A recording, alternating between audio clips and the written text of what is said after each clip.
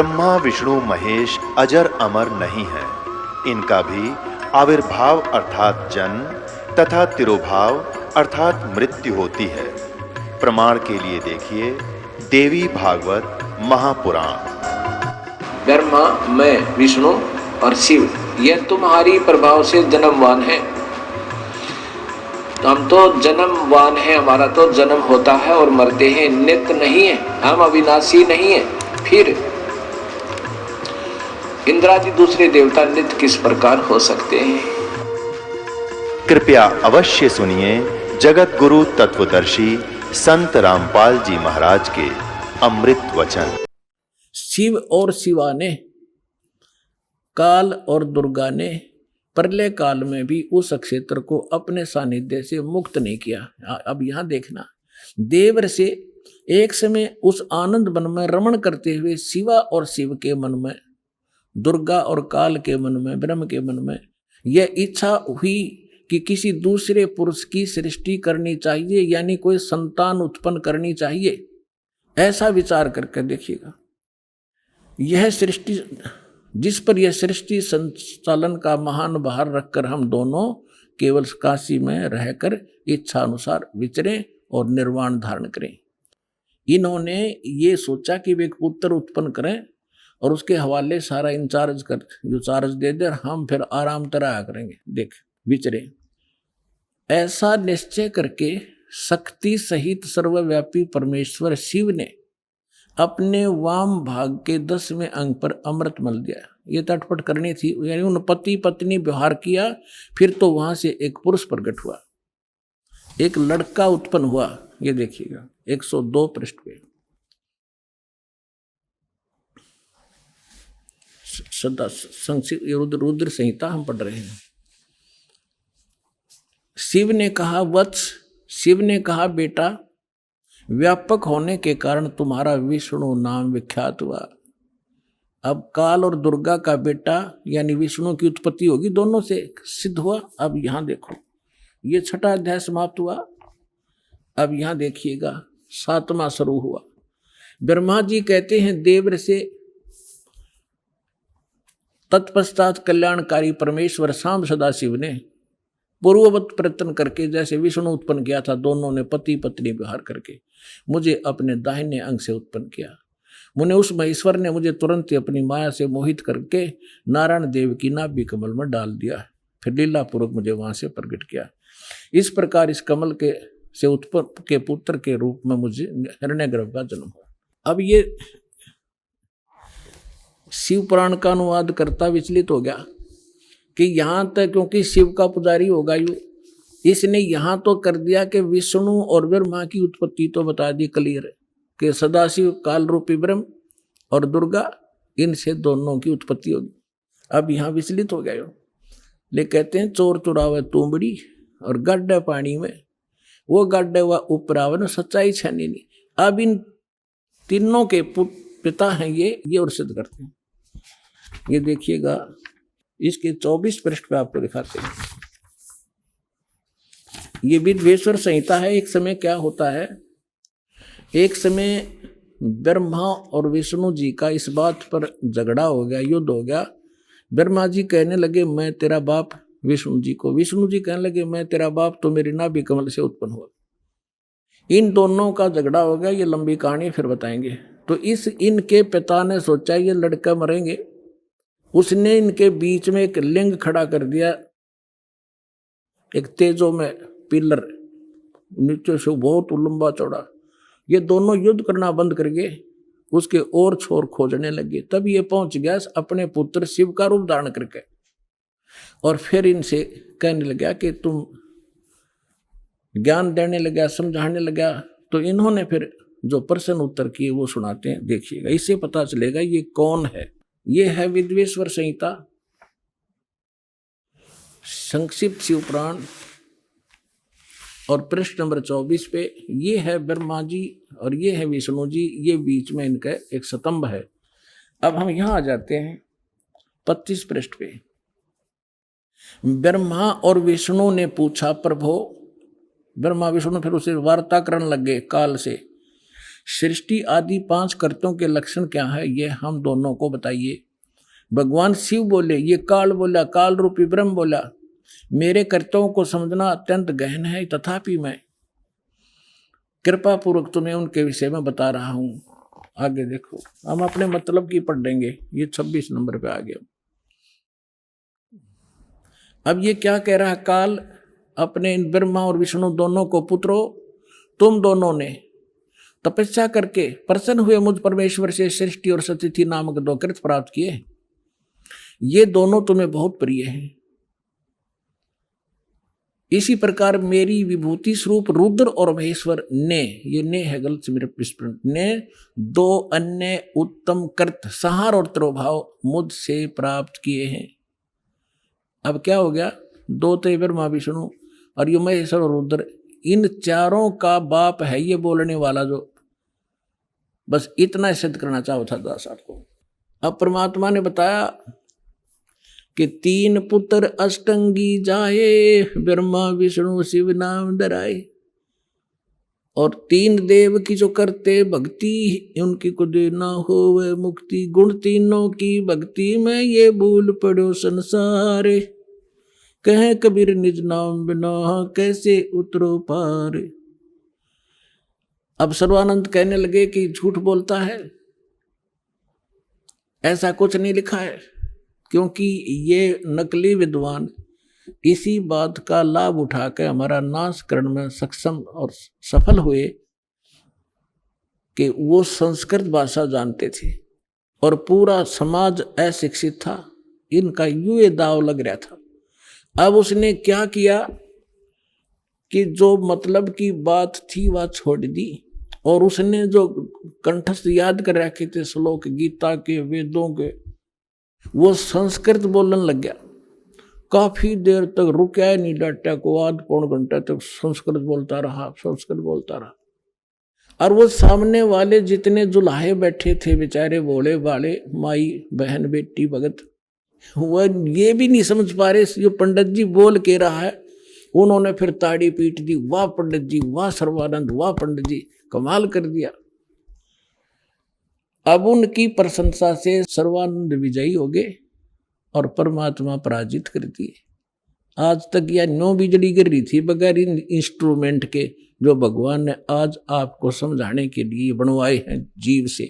ना जीव बना दिए इंस्ट्रूमेंट, ये पहले यही था। ये मनुष्य 4 युग का इतिहास था आपके पास है। द्वापर ताई अभी 50 वर्ष से पहले थे, हमने देखे बैलगाड़ी खचड़ खचड़ने घसीटे अंडा करते, काठ के पहिए, काठ की गाड़ी।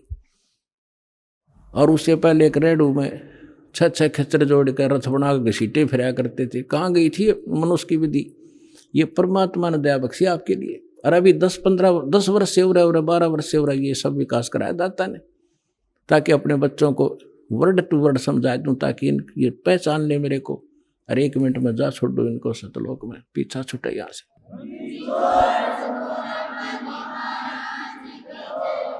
अब सर्वानंद फूल गया, अगवन की बात। उनको तो सिर्फ हार जीत चाहिए थी, भक्ति ना भगवान। तो परमात्मा बोले भाई ठीक है सर्वानंद, आप जीत गए, मार गया, अब ठीक है जा तू अपने घर ने। कहने लगा ऐसे नहीं जाऊंगा, मेरी माँ ने कहा है कि लिख कर दे तू।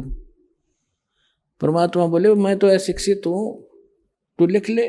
आप लिख लो, मैं अंगूठा ला दूंगा। हाँ ठीक है। उसने लिख लिया। शास्त्रार्थ में सर्वानंद विजयी हुए और कबीर जी पराजित हुए। परमात्मा का अंगूठा लगवा लिया और लेकर कागज ने चल पड़ा। अब वहां जाकर अपनी माँ से, उसकी माँ को, माँ बोली रे भाई आ गया? कहाँ आ गया माँ?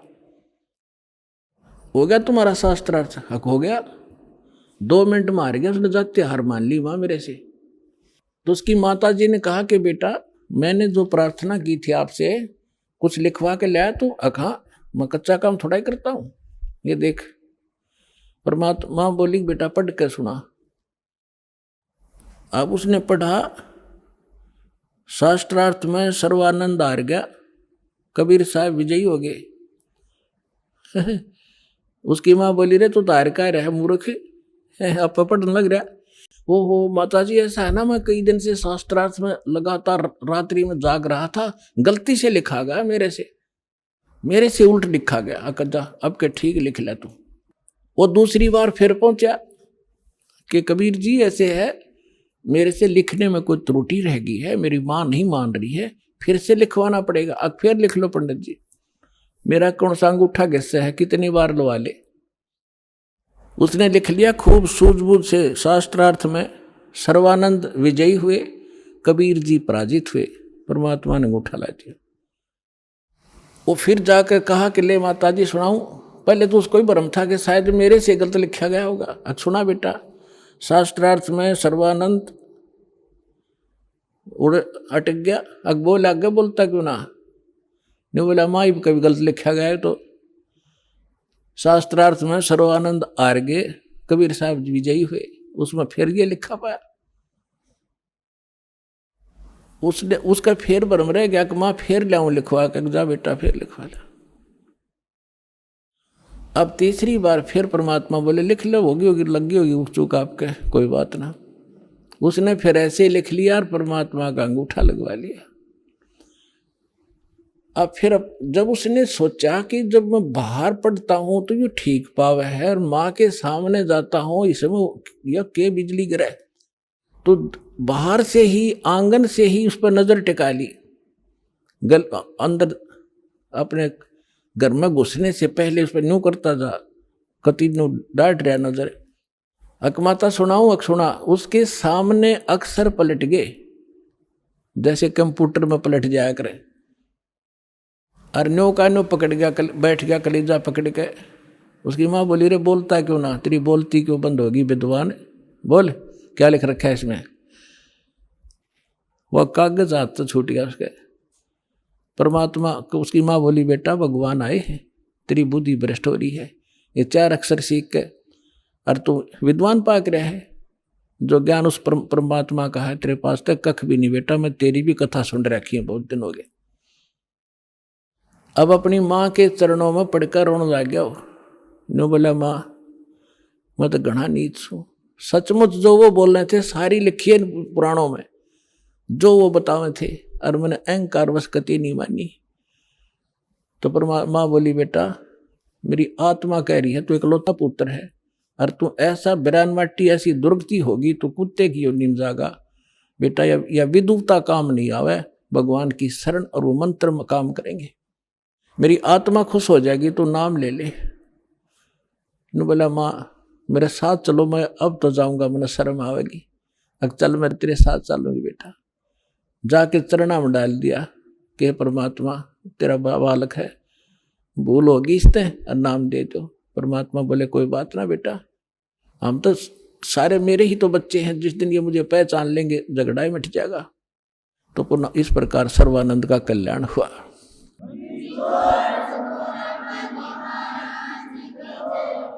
तो पुण्यात्माओं अब क्या समस्या आई। अब सर्वानंद विद्वान सब जाने बड़ा महापुरुष और सब वेदों का ज्ञाता सब हरा रखे उसने। अब वो समझावे औरों को कि भाई वास्तविकता ये नहीं है, ये है जो परमात्मा ने ज्ञान सुनाया था। अब सर्वानंद की कोई नहीं माने, क्यों काल ने तुम्हारा जाल फैला रखा और उसको जात तय घेर दिया ब्राह्मणा ने। पंडित होकर दानक का चेला हो गया। ज्ञान तो स्वीकार करना दूर रहा, उसका इतना विरोध कर दिया, पर लेकिन वो भगवान को पहचान चुका था। उसने समझ में आ गई थी कि जात तय कहते कुछ भी डाल दो, मेरा तो दाव लग गया। तो दोनों माँ बेटिया ने भक्ति करी और अपना कल्याण करवाया। तो पुण्यात्माओं आपका सौभाग्य है कि ऐसे ही परमात्मा आपके पीछे पड़ा हुआ है। आपके पास कोई भगत मिला होगा, कोई पुस्तक लेकर गया होगा, किसी ने सीडी दी होगी। वो प्रेरणा अपने बच्चों के माध्यम से कहते करे कराव साइया मन में लहर उठा, और दादो सिर जब दर जीव के आप बगल हो जा। परमात्मा कहते हैं गोता मारो स्वर्ग में और जा बैठू पाताल, गरीबदास ढूंढता फिर वो अपने हीरे मोती लाल। मैं रोत हूं सृष्टि को, सृष्टि रोए मोहे, और कह कबीर इस वियोग को कोई समझ नहीं सकता कोई। मैं तुम्हें रो रहा हूं कि तुम मेरे बच्चे हो, तुम काल का फंस गए हो, तुम्हारी यहाँ कितनी दुर्गति हो रही है, कोई मनुष्य जीवन में सुखी नहीं, अगले जन्म में क्या हालत होगी, कुत्ते और गधे की योनियों में आप जाओगे। और आप मुझे खोज रहे हो, हे भगवान, हे सर्व सुखदाई, हे संकट मोचन। और मैं कहता हूं मैं भगवान हूं, तुम नखरे करते हो, तो भगवान कैसे होगा? धानक है, दुल्हा है, राम और कृष्ण भगवान, और किसी को राहत नहीं मिल रही। तो परमात्मा कहते मैं रोवत हूं सृष्टि को, क्योंकि तुम मेरे बच्चे हो, यहां फंस गए गलत जगह पर। और तुम रो, मैं रोवत हूं सृष्टि को, सृष्टि रोए मोहे। और कह कबीर इस योग को समझ नहीं सकता कोई। जिसमें धर्मदास जी को परमात्मा मिले और फिर उनको सतलोक लेकर गए, फिर उनको छोड़ा, वापस अपने यथास्थान को दिखाकर अपनी वास्तविकता से परिचित करा के जब परमेश्वर ने धर्मदास जी को नीचे छोड़ा तो फिर वो समझ गए, क्योंकि सारी लीला मालिक ने की हुई थी। तो वो समझने के बाद परमेश्वर की महिमा को किस प्रकार सुनाया। धन धन सतगुरु सत कबीर भगत की पीड़ मिटाने वाले, धन धन सतगुरु सत कबीर भगत की पीड़ मिटाने वाले, भगत की पीड़ मिटाने वाले, भगत की पीड़ मिटाने वाले, धन धन सतगुरु सत कबीर भगत की। रहे नल नील यतन कर हार, तब सतगुरु से करी पुकार। रोए नल नील यतन कर हार, तब सतगुरु से करी पुकार। जा सत रेखा लिखी अपार, सिंधु पे सिला तिराने वाले। जा सत रेखा लिखी अपार, सिंधु पे सिला तिराने वाले, धन धन सतगुरु सत कबीर भगत की पीड़ मिटाने वाले, भगत की पीड़ मिटाने वाले, भगत की पीड़ मिटाने वाले, धन धन सतगुरु सत कबीर। डसी सर्प ने जब जा पुकारी, इंद्रमती अकुला डसी। सर्प ने जब जा पुकारी, इंद्रमती अकुलाए। आपने तुरंत करी सहाय बेरूली, मंत्र सुनाने वाले। आपने तुरंत करी सहाय बेरूली, मंत्र सुनाने वाले, धन धन सतगुरु सत कबीर भगत की पीड़ मिटाने वाले, भगत की पीड़ मिटाने वाले, भगत की पीड़ मिटाने वाले, धन धन सतगुरु सत कबीर भगत की पीड़ मिटाने वाले।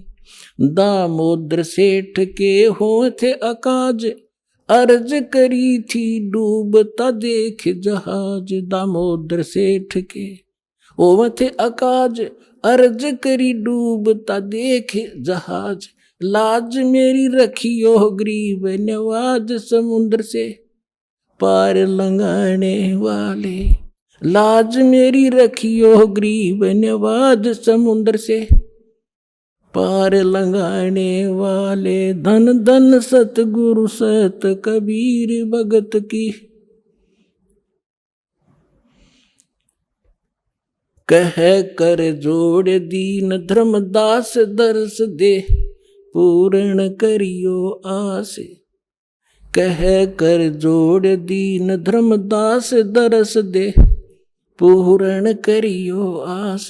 मेटियो जन्म मरण की तरास, सत्य पद प्राप्त कराने वाले। मेटियो जन्म मरण की तरास, सत्य पद प्राप्त कराने वाले धन धन सतगुरु सत कबीर भगत की पीड़ मिटाने वाले, भक्त की पीड़ मिटाने वाले, भगत की पीड़ मिटाने वाले, धन धन सतगुरु सत कबीर भगत की। कह कर जोड़ दीन धर्मदास दरस दे, पूर्ण करियो आस। कह कर जोड़ दीन धर्मदास दरस दे, पूर्ण करियो आस।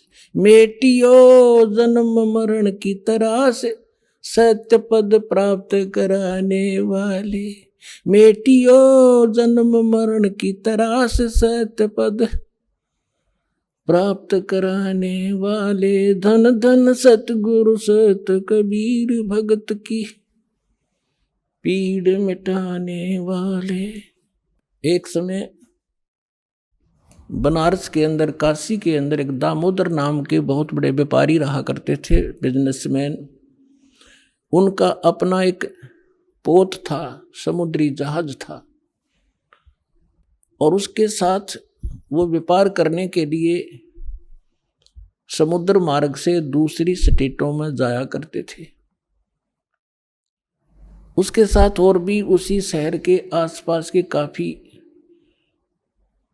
अन्य बनिए लोग भी साथ जाते थे उसके जहाज में किराए पर, और अपना सौदा लाया करते थे।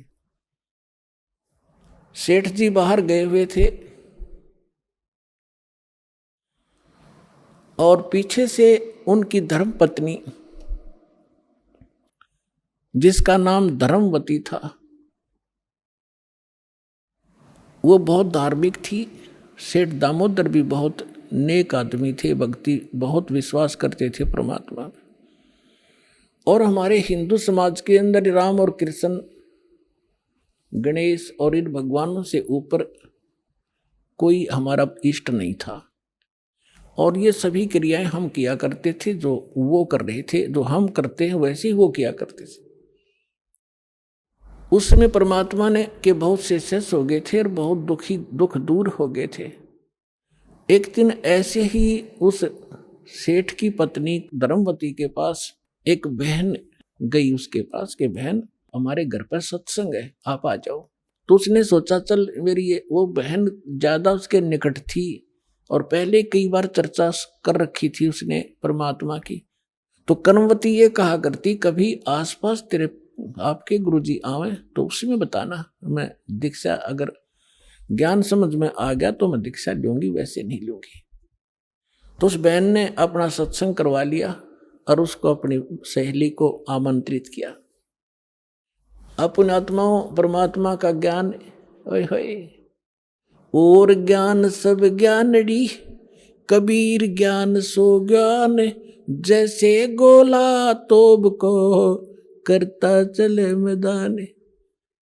परमात्मा ने सृष्टि रचना सुनाई। परमात्मा जहां भी नया सत्संग करते थे सबसे पहले सृष्टि रचना सुनाया करते थे, और फिर मालिक की वाणी में उनके शब्द में ज्यादा कसकती आत्मा तुरंत खिंच जाती थी। सारा ज्ञान सुना। धार्मिक देखो पुण्यात्मा होती है ना, वो घनी अटबट नहीं करा करते, सारा प्रमाण सामने। और फिर अग्रम अग्रम तो धर्मवती उस बहन का एकदम सिर गया शरीर। जब सत्संग परमात्मा ने कर लिया 2 घंटे और बैठ गए, 10-20 भगत थे, अपनी अपनी कहन लागे। तब उसने परमात्मा ने कहा बेटा दीक्षा लेगी। वो कहने लगी महाराज मेरी आत्मा तो मानना है, मैं दीक्षा लूँ आपकी, मुझे ज्ञान पूर्ण रूप से समझ में आ गया। कुछ तो उस बहन ने कई बार सुना रखा था, और फिर परमात्मा ने फिर उसको सही सुचारू कर दिया। पर भगवान मेरा एक समस्या है मेरे सामने। तो परमेश्वर कबीर जी ने कहा बोल बेटा क्या शंका है वो बता मुझे। कि यूं कहा करें, यूं सुना है मैंने कि जोड़े में नाम लेना चाहिए। मेरा पति गया हुआ प्रदेश में धन कमाने के लिए, और वो आ लेगा तब नाम लूंगी, लेकिन मैं अब मुझे ऐसा लग रहा है कि मैं इस घर से बाहर कदम रखूंगी आपकी झोंपड़ी इस स्थान तक, कभी मेरी मृत्यु ना हो जाए। आज मुझे आपके सत्संग से एक एक पल भारी हो गया कि ये जीवन नाश हो रहा है मेरा, तो मैं नाम कैसे लूं? परमात्मा बोले बेटा, ये भ्रम जो इन मूर्खों का पैदा किया हुआ है, तुम एक दिन जन्मे नहीं, एक दिन मृत्यु नहीं होगी। आपके पति आपसे बड़े हुए, पहले जन्म हुआ आपका बाद में हुआ। और दूसरी बात यह है कि अध्यात्म मार्ग में फिर उसने कहा जी मैंने उनसे पूछा नहीं है, और आज तक मैंने कोई भी काम उनसे बगैर पूछे किया नहीं है, और कहीं वो मुझसे नाराज ना हो जाए, मैं पाप की भागड़ ना बन जाऊं। परमात्मा ने कहा बेटा, आत्म कल्याण के मार्ग में किसी से पूछने की आवश्यकता नहीं, और सभी कामों में सलाह ले सकते हो, सभी बातों में। इसमें एक पल भी देर नहीं करनी चाहिए, कोई पाप नहीं लगे। अब वो चाहे नो ठीक, गुरु जी के मुख से जो शब्द सुन लियो फाइनल सच्ची है, महाराज फिर दीक्षा दे दो। अब उसने नाम ले लिया। अब रोज ये मंत्र आप देख रहे हो, ये मंत्र दिया करते दाता सबसे पहले, केवल बीच बीच के 5। अब हम हिंदू इनके ऊपर आरूढ़ थे ही, लेकिन वो मंत्र गलत जाप करे थे। ये मूल मंत्र है इनके। जैसे आपको बहुत बार बताया है, जैसे एक भैंसा होता है या ये बैल होता है, खागड़ जिसने कहे, उसने वैसे कहे जाओ भैंसा भैंसा, कतई नहीं सुने। अरे एक बार न्यू कर दिया हुर्र, वो न्यू देखेगा और भाग उसकी तरफ दौड़ना हो जाएगा। तो उसका अट्रैक्शन है, विवश है उसके उस शब्द से, वो खिंच जाता है। तो ये वो मंत्र है। और परम संत से लिए बिना ये मंत्र सूखे जाप करने तो लाभ नहीं हो। एक नियम है, उस नियम के अनुसार ही आपने चलना पड़ेगा। तो ये मंत्र दिए उसने, मतलब गदगद होगी, अक्सर भगवान ही न था। यही तो हम देवता पूजा करते थे। परमात्मा ने कहा बेटी यह पूजा नहीं है, ये यहाँ के संरक्षक हैं, और मूल पूजा तो सतगुरु की है। अब परमात्मा ने उस समय ये तत् और सत और सार, ये सार नाम ये छुपा कर रखना था। ये प्रथम मंत्र इसलिए दिया था कि इनके संसारिक काम सुलझे रहेंगे, इनको सुख होता रहेगा, इनकी भगवान में आस्था बनी रहेगी, और इस मंत्र से इनका जन्म मनुष्य का होता रहेगा। इन आपको यहाँ तक लाना था, इस बिचली पीढ़ी तक। धर्मदास मेरी लाख दुहाई, ये मूल ज्ञान और मूल मंत्र की तो बाहर ना जाए। मूल मंत्र मूल ज्ञान बाहर जो पढ़ी, बिचली पीढ़ी हंस नितर ही। मूल ज्ञान तब तक छुपाई जब तक द्वादश पंथ ना मिट जाए। जब तक ये कलयुग 5505 वाला समय नहीं आना था, तब तक इसको गुप्त रखना था। सभी महापुरुषों से परमात्मा ने प्रतिज्ञा दिला दी थी। तो इस मंत्र को पाकवा तो गदगद होगी, खूब डट कर भजन करे, आत्मा बिल्कुल खुश होगी। जो भूत प्रेत की बाधाएं थी थोड़ी बहुत सबके घर में बढ़ रहेंगे, वो भाग भूगे, उड़गी सी काया होगी। अब क्या हुआ, सेठ जी आए 1 महीने के बाद में। अब वो बुद्धिमान बहुत थी, उसने सोचा कि मेरे पति को यदि कोई थर्ड पर्सन नु बतावेगा कि तेरी पत्नी सत्संग में जाती है और रात को जाती है, क्योंकि परमात्मा अधिकतर रात को सत्संग करते थे, क्योंकि दिन में तो किसी को फुर्सत नहीं छोड़ रखी काल ने धंधे में। तो उसने सोचा कि ये कहीं इसके मन में मेरे प्रति कोई दोष ना आ जा और हमारा घर नरक बन जावे। अब क्या हुआ, जिस दिन वो सेठ वापस आया उसी दिन सत्संग था भगवान का और किसी के आसपास ही। तो उसने सोचा कि अपने पति को मैं पहले बता दूं सारी कहानी, और ये ऐसा व्यक्ति है अगर मेरी बात को ये मान लेगा तो फिर ये किसी की नहीं सुनेगा।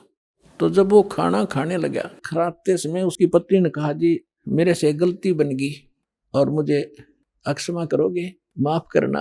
वो कहने लगा कि मैं अपनी पत्नी पर विश्वास करता हूँ, मेरी पत्नी ऐसी गलती नहीं कर सकती जो अक्षम्य ना हो। फिर भी बता अक जी सचमुच माफ कर दोगे, गुस्सा तो नहीं होगे? अकना तू बता। मैंने जी आपके पूछे बिना, मैं ऐसे मेरी पड़ोसन नाम ले रखा है और उसके साथ में सत्संग में चली गई और परमात्मा की वाणी सुनी मैंने, मेरा दिल कर गया नाम लेने, और मैंने आपसे पूछे बिना दीक्षा ले ली। तो वो बोला बड़ी अच्छी बात, इसमें क्या पूछना था? यह कोई बुरा काम किया तने? भगवान की भक्ति की, बहुत अच्छी बात है। उसका उल्गा सा हृदय हो गया कि भगवान बड़ी दया करी दाता, ये तो बिल्कुल सरल देसी बन गया। फिर उसने एक और पॉइंट सोचा कि एक बार इसको वो सत्संग स्थल दिखा दूं जहां हम जाते और आते हैं, ताकि लोग इसको भ्रमित ना कर दें। तेरी पत्नी रात में भी जाती है तो यो आदमी का जल्दी सी सेट नहीं होया करे। और उस दिन सत्संग भी था, तो उसने कहा जी ऐसा है, गुरु जी का आज सत्संग है वहां पर, और मेरी साथ की सारी सहेली चली गई, मैं आपके भोजन पानी में लग गई और देर होगी और ना गई तो गुरु जी के दिन नाराज हो जा, आप मेरे साथ चल पड़ो। तो वो कहने लगा देखो मैं थका हुआ हूँ, दूर से आया हूँ, आप जाओ। और नो बोली आप मैं जाऊँ कैसे, रात का काम, कोई साथ नहीं मेरे। तो कहने लगा मैं चल पड़ूंगा और जाते मुझे नींद आवेगी, बता मैं क्या सत्संग सुनूंगा। उसने पता था कि एक बार यूँ चल पड़ा और सत्संग सुन लिया तो आली नींद इसने। तो वो कहने लगी आप यूँ करियो, पीछे सी बैठ जियो, नींद आ जाए तो सो जाइयो, गुरु जी कुछ ना कहा करे। तो उसने सोचा चल फिर तो कोई बात नहीं। वो दोनों पति पत्नी आ गए। अब बैठ गई पाछे ने, वो बैठ गया पीछे ने, भगतनी बैठ गई भगतमतियों में। परमात्मा ने वह सृष्टि रचना फिर सुनाई। वो तो जाने थे चोट ने सामने मारना। अब लाला जी ने किसी नींद आवे थी, उसका कलेजा फट गया, थर थर का पैगात सारा, और नौके सोके सुने ज्ञान कड़ी कसूती तरह। अब सारा ज्ञान सुना के सुन लिया। जब अपनी उसकी पत्नी आई, जी नींद तो नहीं आई? कि नींद करे मेरे तो बेचैनी होगी, काहे की नींद आवे थी? एक न्यू पूछ ले गुरु जी ते मुझे नाम दे देंगे। तो उसने जाके कहा महाराज जी भगत जी आए हैं और यूं कहे दीक्षा मिल जाएगी। कहा बेटा बोला। तब उसने क्या बोली, कहा जा नाम देंगे आपको। सेठ जी जाकर बैठ गया पास में, कहने लगा भाई सुन ले लाला जी। परमात्मा बोले देखो सेठ जी आप हो इन देवताओं के गणे पुजारी, और परमात्मा का नाम लेने के बाद आन उपासना नहीं करनी होगी। वो कहते 100 वर्ष सतगुरु की पूजा, एक दिन आन उपासी और वो अपराधी आत्मा फिर पड़े काल की फांसी। 100 वर्ष गुरु की अनुसार साधना कर ली, सतगुरु के अनुसार, एक दिन भी आन उपासना कर ली ना किसी देवी देवता की, पिछली सारा भट्ठा बैठ जाएगा तेरा। तो वो लाला जी बोला सेठ दामोदर, कहने लगे महाराज जी मैं बाणिया हूँ और सौदा करना खूब जानता हूँ, मैंने सारा कुछ सुन लिया और सब कुछ देख लिया। आज मैंने सारे कथा सुन रखी खूब बड़ी बड़ी, जो ज्ञान आपने दिया इस पृथ्वी पर नहीं, और मैं जो वचन कराया करूँ दाता और पक्का करता हूँ, आप मेरे गुरु, मैं आपका चेला। फिर कहा कि भाई देख मैं दानक और तू लाला जी, कल न तेरी बरादरी वाले भी तुझे धिक्कारेंगे। ने बोला जी मुझे नाम दो और आप साथ रहियो दास के, जो होगा सो देखी जाएगी, मुझे दीक्षा दो। और परमात्मा ने कहा कि और उपासना नहीं करोगे फिर किसी देवी देवता की, नहीं तो नुकसान हो जाएगा। लेकर नाम, और परमात्मा का हाथ से चित्र बनाया करते थे वहां, जब का हाथ से बनाया करते थे, सब जगह मिला करते थे। वो फोटो ले गया, जो विधि बताई थी विधान वो शुरू कर दिया आपने। फिर कुछ दिन के बाद वो कई दिन सत्संग सुने, फिर व्यापार में जाना था तो सभी वो दूसरे व्यापारी भी साथ थे। अब उसने क्या किया, उस जहाज के अंदर उसने अपना एक कक्ष बना रखा था जिसमें सारे देवी देवताओं के फोटो थे, और वहीं अपना घंटी बजाया करता, बैठ कर आरती करा करता, जय गणेश देवा माता थारी पार्वती, ये सारी कथा सारी आरती करा करता। अब उसने क्या किया, जाके पहले सारी मूर्ति उठाई और समुद्र में जहाज उठाए, समुद्र में जल प्रवाह कर दी, और एक फोटो परमात्मा कबीर जी का लगा लिया। अब दूसरे जो थे वो लाला जी, उन्हें देखा रहे दामोदर ये देवी देवताओं के फोटो कहाँ गए। तो उसने बताया भाई मैंने दीक्षा ले ली गुरु जी से, और गुरु जी का जो सतगुरु की पूजा करते हैं ना, वो देवी देवताओं की पूजा नहीं करनी होती, इसलिए मैंने वो आदर के साथ जल प्रवाह कर दिया। तो वो सारे कहने लगे रहे तू भट्ठा बैठावेगा, तेरा नाश हो जाएगा, तने कहाँ एक क्या क्या है ये कबीर, ये धानक एक दुलाहा, इसकी कड़फंटी में आ गया तू, कहाँ बातों में आ गया, तेने देवता छोड़ दिए राम कृष्ण जैसे बलवान भगवान छोड़ दिए, देखना तेरा क्या होगा। वो बोले भाई कुछ भी हो मेरे साथ, आप अपनी क्रिया करो, मैं आपको ना कहता, आप मेरे पीछे क्यों पड़ गए, मैं अपनी करूंगा, आप अपनी करो। अब उस दिन उसके बाद उसको कबीर कहने लगे कि यूं आ गया कबीर, दामोदर कहना छोड़ दिया। ने बोला भाई कुछ भी कहो, थारी भी जी पवित्र है, भगवान का नाम लेते। ठीक है, मुझे मालूम है तुम किस विषय से कह रहे हो, कोई बात नहीं। अब वो चले गए और सब अपना माल लाद के बच्चों समेत जा रहे थे कुछ तो, क्योंकि 3-4 महीने वापस आया करते थे। जब वापस आ रहे थे पूरा माल लाद के, और बीच में जब आ लिए समुद्र के, एक भयंकर साइक्लोन उठा, तूफान, समुद्री तूफान 30-40 फुट ऊंचा होकर, और इतनी 200 किलोमीटर प्रति घंटा की स्पीड से चला करता, जहाज का तो निशान भी ना पाओ उसमें कित पड़ा है। और देख लिया उनने भी, क्योंकि छोटे मोटे तूफान कई बार ऐसे होते थे, उनको पता था ऐसी स्थिति थी बहुत भयंकर होती है। दिन का समय था, उन्होंने देखा तूफान उठ गया भाई, शाम का समय था, बिल्कुल सूर्यास्त होने वाला था। अब इतना भयंकर तूफान उठा, उन्होंने देखा कि वो तो भाई हो गया, काम बिगड़ गया। और तो थोड़ी बहुत तूफान दूर था, समुद्र में हलचल पहले शुरू होगी और जहाज डगमग करने लगा जो बुरी तरह। अब सारे अपने अपने देवता ने याद करें, कोई राम ने, कोई कृष्ण ने, जो भी जिसका इष्ट था, और दामोदर शांत बैठे। अब सब घबरा रहे थे, घिगी बंदगी, बच्चे मरे, सारी संपत्ति का नाश हुआ था।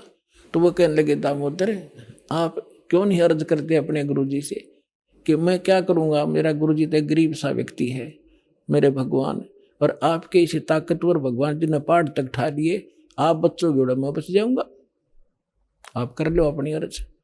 जब उन्होंने देखा कोई जतन काम नहीं कर रहा, उनमें एक वृद्ध लाला जी था, नो क्या कर भाई, क्या अगर सतगुरु का भगत तगड़ा हो से आप एक वे अर्ज कर दो। ने बोला तुम बैठ जाओ, कदे बीच में फिर नो को महाराज ने सुन ली थी, अग बैठा को नहीं जाता, तो कर लिया रजम बंद हो जाते। तब परमात्मा खड़ा होकर दामोदर ने कहा था, हे परमात्मा आपका ज्ञान समझ में आ गया, और मैंने आपकी महिमाएं निकाल घड़ी गा रखी है, और दाता मुझ नीच के, ठीक है आप तो समर्थ हो, सक्षम हो, कुछ भी कर सकते हो, अगर आज कोई उकसुक होगी मुझ नीच के कारण होगी, मेरे में कोई त्रुटि होगी, मैं आपकी मर्यादा ठीक नहीं कर पाऊंगा, हे परमात्मा आपकी बेइज्जती का कारण ये दास बनेगा। न्यू कहकर बेहोश हो गया, हृदय से पुकार के। इस बात ने सोच कर मैं तो बहुत क्या करता, परमात्मा न्यू कर दिया, उसका न्यू कर दिया, उसके ऐसे कर दिया। इतने समय में अंधेरा हो गया, रात के 8-9 बज गए, और तूफान ऐसे चांदनी रात्रि थी, ऐसे बैठ गया जैसे छाड़ा सा वहीं का वहीं, न्यू का न्यू धरती।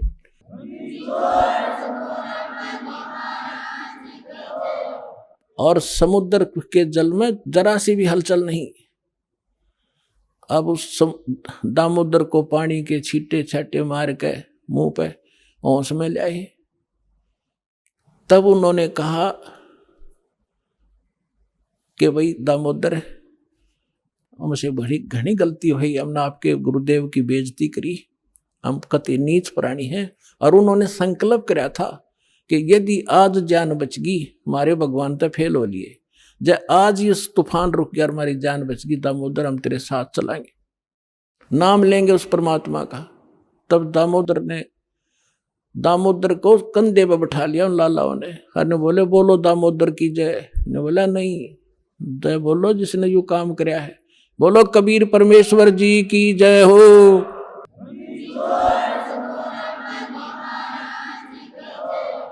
अब उधर से परमात्मा उसी दिन रात्रि में सत्संग कर रहे थे 7-8 बजे सी, और सर्दियों का मौसम था।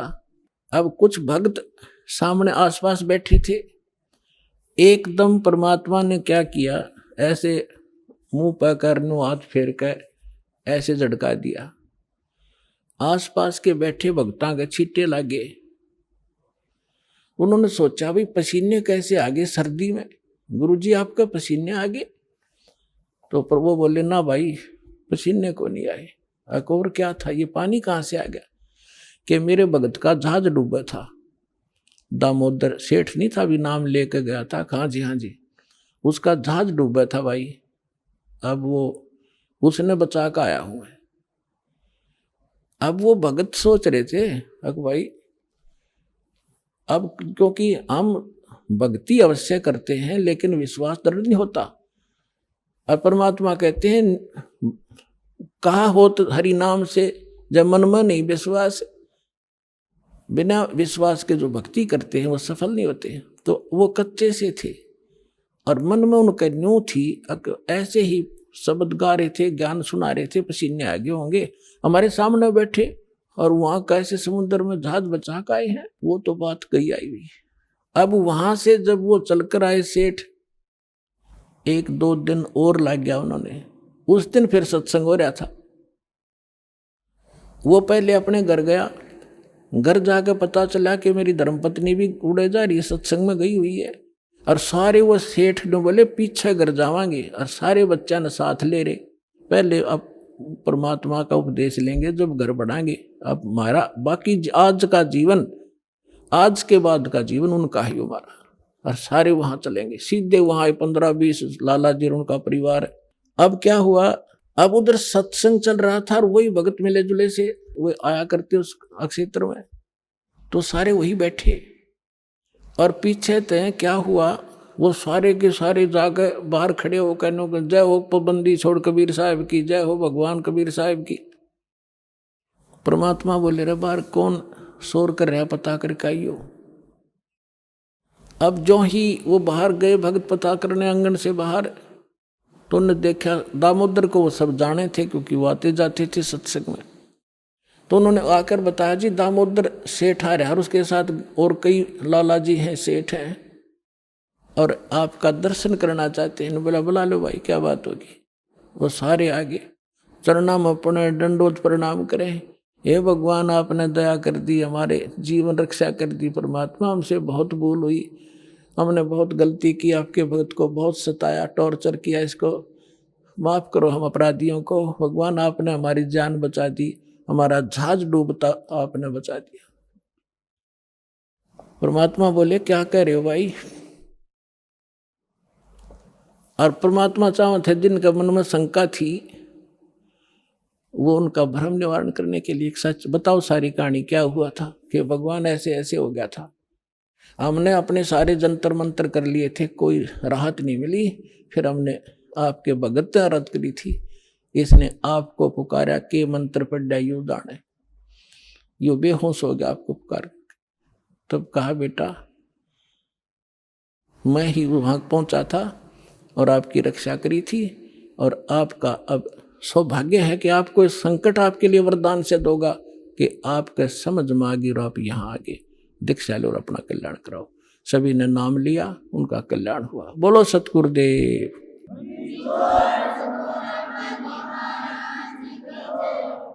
दामोदर सेठ के हुए थे अकाज, अर्ज करी डूबता देखे जहाज। दामोदर सेठ के हुए थे अकाज, अर्ज करी डूबता देखे जहाज।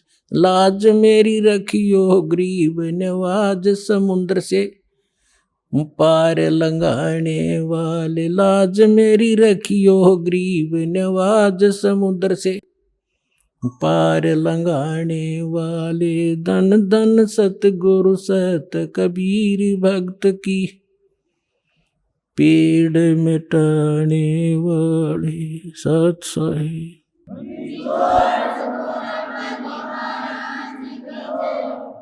परमपिता परमात्मा पूर्ण ब्रह्म सारी सृष्टि के रचनहार कबीर देव कबीर साहिब कबीर परमेश्वर जी की असीम रजा से आप सभी पुण्यात्माएं परमात्मा की महिमा को सुनने के लिए उपस्थित हुए। आपके पुण्य संस्कार, आपके पूर्व जन्म के शुभ कर्म बहुत ही अधिक हैं, अत्यधिक हैं, तभी आपको परमात्मा की शरण मिली है और ऐसे समय में आपका मानव शरीर है। ऐसे समय में परमात्मा ने यह समय पहले निर्धारित कर दिया था कि जिस समय 5500 वर्ष कलयुग बीत जाएगा तब मैं अपना एक दास भेजूंगा। वैसे तो परमात्मा ने कहा है कि मैं स्वयं आऊंगा। परमात्मा स्वयं ना आए, अपना दास भेज दिया। प्रधानमंत्री स्वयं ना आवे हिसार में अपना कोई रिप्रेजेंटेटिव भेज दे तो एक का बात समझनी चाहिए, उसमें और प्रधानमंत्री में कोई अंतर नहीं होता। वो प्रधानमंत्री की सब पावर युक्त होता है और एक प्रांत को उस रिप्रेजेंटेटिव द्वारा मिलने वाली राहत पर्याप्त होती है। 600 वर्ष पहले परमात्मा ने अपनी प्यारी आत्मा धर्मदास जी को बताया था। पुण्यात्माओं, परमात्मा का विधान है कि वो अच्छी आत्माओं को मिलते हैं, उनको अपनी जानकारी देते हैं, अपने गवाह बनाते हैं। आइए अब हम उन श्रद्धालुओं के अनुभव जानते हैं जो जगत गुरु तत्वदर्शी संत रामपाल जी महाराज जी से दीक्षा प्राप्त कर चुके हैं तथा उनके द्वारा बताए गए भक्ति मार्ग पर चल रहे हैं। नमस्कार सर। नमस्कार सर। सर क्या नाम है आपका? विशंबर दास साहू। विशंबर जी, आप कहाँ से हैं? मैं छत्तीसगढ़, जिला खैरागढ़, राजनांदगांव, ग्राम मड़ौदा के हूँ सर। विशंबर जी, संत रामपाल जी महाराज से नाम दीक्षा आपने कब ली? मैं संत रामपाल जी महाराज से नाम दीक्षा 26/7/2015 में ली। संत रामपाल जी महाराज से नाम दीक्षा लेने से पहले क्या आप कोई भक्ति साधना भी करते थे? जी सर, मेरे पूर्वज जो भक्ति कर रहे थे, दामे खेड़ा से जुड़े हुए थे, तो मेरे जो पूर्वज थे वो भी कबीर साहब की ही पूजा कर रहे थे, उसी के जो रास्ते पे चल रहे थे, उसी को मान रहे थे। सर जैसे कि आपने बताया कि दामा खेड़ा पंथ से आप जुड़े हुए थे, छत्तीसगढ़ को कबीर पंथियों का गढ़ माना जाता है और आप पहले से ही दामा खेड़ा पंथ में थे जो एक कबीर पंथी हैं, और फिर आप संत रामपाल जी महाराज की शरण में किस कारण से आए? उसका कारण तो बहुत सारा है सर, मैं विस्तार से बताना चाहूँगा। जिस प्रकार से लोग भक्ति कर रहे थे हम भी उसी में चल रहे थे, लेकिन भक्ति करते करते इतने तकलीफ़ आ गए कि खाने के लिए भी लाले पड़ गए। मुझे बहुत सारा कर्जे में डूब गया, तो कर्जे में डूबते जा रहे थे। फिर अचानक एक भगत जी है, रघुवीर दास मेरा भतीजा है, वो बोला चलो चाचा, संत रामपाल जी महाराज का आश्रम खुला हुआ है छत्तीसगढ़ में, भुरका भाट सुरेगांव में, तो वहाँ जाते हैं। मैं सोचा मैं तो अभी भी कबीर साहब का भक्ति करता हूँ, तो वो लोग बताता था कि भाई ये भी कबीर साहब का ही ज्ञान बताता है, एक बार जाकर देखो तो सही। फिर उनके साथ मैं भी जाने के लिए तैयार हो गया। मैं सिर्फ इस कारण से गया था कि यहाँ जो मंत्र दिया हुआ है, जो दामे खेड़ा से मंत्र प्राप्त किया था, वो तो कुछ इसको जाप करना है क्या नहीं करना कुछ नहीं बताया, लेकिन मैं वही उसी कारण वहाँ गया कि ये क्या मंत्र देता है, ये भी कबीर पंथी है तो अलग से कोई मंत्र देता है क्या, ये जानने के लिए मैं सिर्फ गया वहाँ पे। भुरका भाट सुरेगांव संत रामपाल जी महाराज का नामदान केंद्र है, खुला था वहाँ पे। तो वहाँ जाने से अब सब लोग जैसी दंडवत करते हैं, अभी तो हम भगत बने तो मालूम पड़ा कि जो भगत है उसको ऐसा दंडवत करना है, इस प्रकार से पूजा प्रतिष्ठा करना है, लेकिन उसमें हम जुड़े हुए थे तो कोई मर्यादा नहीं था। वहाँ गए तो फिर देखा तो अचंभित लगा कि लोग ऐसे दंडवत करते हैं, हम भी संकोच में दंडवत किया। फिर चलो ले लेते हैं नाम, आ गए हैं तो देख लेंगे, अगर जमेगा तो करेंगे। संत रामपाल जी महाराज से नाम दीक्षा प्राप्त करके घर आया। सर फिर आपने संत रामपाल जी महाराज से नाम दीक्षा ली तो आपको कोई लाभ भी मिले? लाभ तो बहुत सारा मिले सर। जिस प्रकार पहले आपको बताया कि बहुत ही मेरी ज़िंदगी में गर्द था, नशा वगैरह बहुत सारा चीज़ था और दुख तो बहुत पहाड़ के जैसा था। तो पहले मैं नशा करता था, तो नशा की वजह से ज़मीन डूब गया, शरीर में तकलीफ आने लग गया, परिवार में कलह कैसे मचने लग गया। दामे खेड़ा के जो दिए थे, जो भी दिए था, जो भी भक्ति था, वो भक्ति में ना तो गुरु में शब्द में ताकत था ना कुछ था। कर्जा धीरे धीरे बढ़ते गया, नशा इतना बढ़ते गया कि मुझे तंगई आकर मेरे खेत को गिरवी रखना पड़ा। गिरवी रखने के बाद धीरे धीरे कर्जा बढ़ते गया। मन रातों रात मुझे नींद नहीं आता था। बहुत ही तकलीफ़ में जीवन गुजार रहा था। तो बताए कि आप एक बार यहाँ चलो, दीक्षा लो। फिर मैं साथ में उन लोग के साथ गया भूरका भाट सूर्यगांव नामदान केंद्र। वहाँ से संत रामपाल जी महाराज से दीक्षा प्राप्त किया। प्राप्त करने के बाद फर्स्ट लाभ मुझे ये हुआ सर कि मेरे शरीर में बवासीर का बीमारी था, जो लगभग 10-15 साल से चल रहा था। बवासीर का बीमारी का इलाज मैंने डॉक्टरों के पास कई बार करवाया। थोड़ा सा आराम होता था फिर उठ जाता था, थोड़ा आराम होता फिर उठ जाता। ऐसे ऐसे उसको मैंने लगभग 15 साल तक झेला। फिर संत रामपाल जी महाराज से दीक्षा लेने के बाद 6 महीना मंत्र की जाप मैंने किया। तब मुझे जाकर पता चला कि यहाँ जो मैंने भक्ति पाई है उसमें भी कुछ शक्ति है। उससे धीरे धीरे मेरा शरीर ठीक होने लग गया। फिर कर्ज था, कर्ज के बारे में मुझे नींद नहीं आता था। मैं जुड़ तो गया था, परमात्मा की शरण में आ गया, संत रामपाल जी महाराज के शरण में। तो भी से अब कर्जा तो बहुत सारा भारी है, पहाड़ के जैसा सर पे पहाड़ अगर किसी को डाल दिया जाए तो उसको नींद कहाँ से आएगा। तो नींद नहीं आता था। फिर मैंने एक दिन माइलस्टोन में गाड़ी चलाता था, तो मैंने फिर दोपहर में परमात्मा से ऐसे याद करते करते सो गया, नींद आ गया। जब मुझे नींद आया तो मेरी गुहार उस परमात्मा ने सुन ली। संत रामपाल जी महाराज ने मुझे दर्शन दिया दोपहर में और कहा कि बेटा तेरा कर्जा बहुत ही जल्द खत्म हो जाएगा। फिर जब परमात्मा की शरण में मैंने जब भक्ति लगाई दृढ़ निश्चय से, परमात्मा ने मुझसे इतना रहम किया।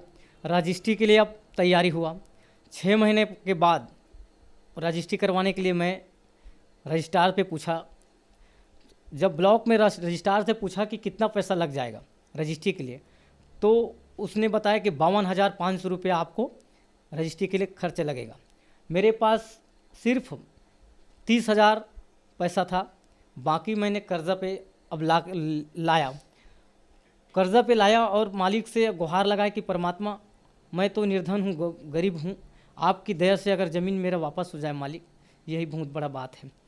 फिर मालिक से दंडवत करके हम लोग रजिस्ट्री करवाने के लिए निकल गए। वहाँ रजिस्ट्रार पे पहुँचा, मालिक से दुआ मन ही मन संत रामपाल जी महाराज से दुआ मांगता था कि परमात्मा जिस कर्जा में डूबा हूँ उसी कर्जा में फिर से पैसा लाया हूँ, परमात्मा रहम करना।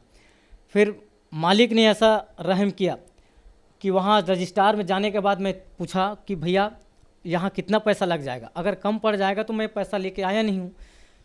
तो सामने वाले बोले, रजिस्ट्रार में जो बैठते हैं वो बोले कि एक बार मैं चेक कर लेता हूँ। चेक करने के बाद बताया कि आपको सिर्फ 32,200 रुपये लगेंगे, बाकी पैसा आपका बच जाएगा। परमात्मा की इतना कृपा बना कि 32,200 रुपये में मेरा रजिस्ट्री हो गया। बाकी जो कर्जा में लाया था वो पैसा मैंने वापस कर दिया। और एक बार खेत से आ रहा था, मेरे छोटी वाली गुड़िया थी, उसको मैं गाड़ी में बैठाया था। गुड़िया जो है गाड़ी के इस पार पलट गया। पलटने से उसके हड्डी यहाँ का टूट गया। हड्डी टूट जाने के बाद फिर एक खैरागढ़ में डॉक्टर भी है और वैद्यराज भी है, तो उनके पास मैं लेके गया। सभी लोग अब उनके पास जाते हैं, इसलिए मैं उसके पास चला गया। जाने के बाद उनको इलाज कराने के लिए तो वहाँ पे पूछा कि भैया आप ओझा काम थोड़ी करते हो, तो वो बोलते हैं कि मैं डॉक्टर भी हूँ और ओझा भी हूँ। तो मैंने उसको बोला कि भाई आप पट्टी बस बांध दो तो नहीं फूकना पड़ेगा। मैं बोला भैया आप पट्टी बस बांध दो, इसमें इलाज हो जाएगा।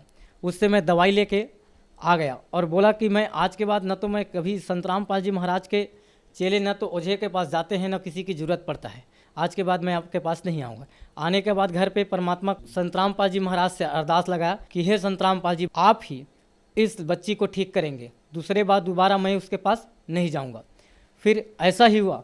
संत रामपाल जी महाराज ने इतना चमत्कार किया कि मेरे बच्ची को दोबारा उस डॉक्टर के पास ले जाना नहीं पड़ा। डॉक्टर ने बता दिया कि बच्ची का ऑपरेशन करना पड़ेगा, हड्डी टूट गया है बीच से। अक्सरा करवाया तो पता चला। फिर मैं वहाँ से आके प्रार्थना लगाई संत रामपाल जी महाराज से।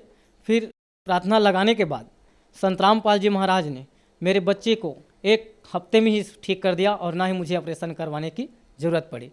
उसके बाद मेरी पत्नी जो स्कूल में काम करती थी, खाना बनाने की, मध्याह्न भोजन की, उसको अचानक थनोटी घाव बोलते हैं, कैंसर बोलते हैं, वो कैंसर हो गया। कैंसर उठ जाने के बाद अब हम चिंतित में पड़ गए कि भाई भक्ति तो कर रहे हैं, कहीं ना कहीं हमारा कर्म खराब है। तो स्कूल में जाते थे तो कई लोग उनको बोलते थे कि आप एक काम कीजिए, आप झाड़ फूँक करवा लो, उसमें ख़त्म हो जाएगा। कई लोग बोलते थे कि यार इसको ऑपरेशन करवाना पड़ेगा। डॉक्टर के पास गया तो वो डॉक्टर भी बोले कि ऑपरेशन करवाना हुआ है। फिर मैंने संत रामपाल जी महाराज का जो आसन लगाया हुआ है घर पे, उससे मैं दंडवत करके और मेरे पत्नी ने दंडवत करके रोया और कहा कि हे परमात्मा, हमें किसी और के पास जाना ना पड़े, आप ही हमारे सर्वधारी हो, आप ही हमें बचाओगे। ऐसा करके दंडवत करके परमात्मा से अर्जी लगाई। उसके बाद हम डॉक्टर के पास गए। डॉक्टर के पास जाने के बाद डॉक्टर ने बोला कि एक काम कीजिए, मैं इसको दवाई दे देता हूँ, दवाई अगर दे देता हूँ ठीक हो जाएगा तो ऑपरेशन करवाना नहीं पड़ेगा। फिर मालिक की दया से, संत रामपाल जी महाराज की दया से 200 रुपये का दवाई लाखों की काम कर गई। ना तो मुझे ऑपरेशन करवाना पड़ा जो बोल दिया था, और वो 200 रुपये का दवाई संत रामपाल जी महाराज के साथ भक्ति करने से पूर्ण रूप से मुझे लाभ हुआ। और खेतीबाड़ी में बहुत सारा बरकत दिया परमात्मा ने। संत रामपाल जी महाराज के शरण में आने के बाद मेरे जो खेती में बहुत ही कम धान और चने का उपजाऊ होता था, आज के डेट में संत रामपाल जी महाराज ने मेरे जीवन में इतना खुशियाँ भर दी कि मैं पैसों के लिए तंगाई होता था, आज उस चीज़ का मुझे नहीं है। और संत रामपाल जी महाराज की कृपा से आज पूरी तरह से मेरे ज़मीन पूरा उपजाऊ बना दिया। और लोग कहते भी हैं कि अब तुम्हारा जीवन अलग हो गया, अब तो तुम हम सब से अलग हो गए। ऐसे करके गांव वाले जो हमारे जगत के भाई बहन हैं वो लोग हमको बताते हैं। सर, संत रामपाल जी महाराज से नाम दीक्षा लेने के बाद आपको बहुत सारे लाभ मिले। सर, यहाँ पे एक सवाल उठता है कि आपने दामाखेड़ा पंथ से नाम दीक्षा ले रखी है और दामाखेड़ा पंथ बहुत पुराना कबीर पंथ है और संत रामपाल जी महाराज जी भी कबीर पंथी हैं, तो आपको दामाखेड़ा पंथ से लाभ नहीं हुआ, संत रामपाल जी महाराज से लाभ हुआ, ऐसा क्यों? संत रामपाल जी महाराज जो भक्ति बताते हैं शास्त्रों की अनुकूल, गीता जी में लिख खोल के दिखलाते हैं, बाइबल से दिखलाते हैं। दामाखेड़े वाले जो लोग कहते हैं कि हम धर्मदास के पूता हैं करके, वो लोग यथार्थ भक्ति नहीं बताते। कबीर सागर में जो 11 भाग का कबीर सागर है, उसमें अनुराग सागर पृष्ठ क्रमांक है, उसमें लिख दिया है कि धर्मदास तुम्हारा वंश अज्ञाना और भूले जीव न जावे ठिकाना। और इसी चीज़ को पे जब चर्चा होते हैं दामाखेड़ा वाले लोगों से, अभी भी हम चर्चा जब करते हैं, हमारे भाई जो हम खुद जुड़ा हुआ है, हमारा बड़ा भाई, वो फूक झाड़ भी करते हैं और दामाखेड़ा वाले भी से भी जुड़े हुए हैं, उनसे जब हमारा चर्चा होता है कभी कभार, तो वो बोलते हैं कि तुम्हारे गुरु तो कुछ और बताते हैं, हमारा गुरु जो है वही सच्चा गुरु है, तुम्हारे गुरु तो काल का दूत है बोलते हैं। लेकिन हम लोग को समझ आया कि जब बीत जाए कलयुग 5505 तब मेरा वचन होगा साचा। ऐसा करके कबीर सागर में अनुराग सागर पृष्ठ क्रमांक पर लिखा रखा है। इस चीज़ को हम जब चर्चा में बताते हैं, चर्चा के दौरान करते हैं, तो वो लोग कहते हैं कि नहीं नहीं, तुम्हारे गुरु अलग से लिख देते हैं, अलग से बता देते हैं। ऐसा करके वो लोग खंडन करते हैं हमारे। सर, संत रामपाल जी महाराज से नाम दीक्षा लेने के बाद आपको बहुत सारे लाभ प्राप्त हुए, तो संत रामपाल जी महाराज से नाम दीक्षा कैसे ली जा सकती है? संत रामपाल जी महाराज से जुड़ने के लिए अनेकों चैनल टीवियों पर सत्संग आते हैं, उन पर पीला पट्टी चलते हैं, उस पट्टी पर नंबर आते हैं, उस पर कॉल करके कॉन्टैक्ट करके अपना नाम दीक्षा प्राप्त कर सकते हैं। धन्यवाद सर। सत साहेब।